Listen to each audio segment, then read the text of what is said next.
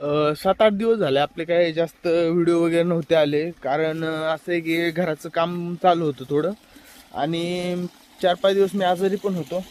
तर आता काम वगैरे सगळं झालंय. आता थोडं रानाकडे लक्ष द्यावं लागेल. तर आतापासून रेग्युलर व्हिडिओ वगैरे येत राहतील.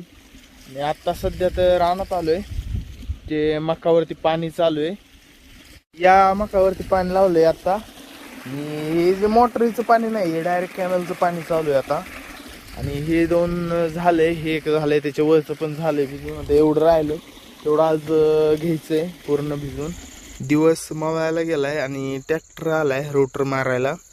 तर इथं आधी या रानामध्ये मका होती, तर मका काढून आता कडवा टाकायचं गुरांच्या चाऱ्यासाठी. रोटरच्या पुढं ज्वारी टाकली आणि पाठीमागून रोटर मारायचं चालू आहे.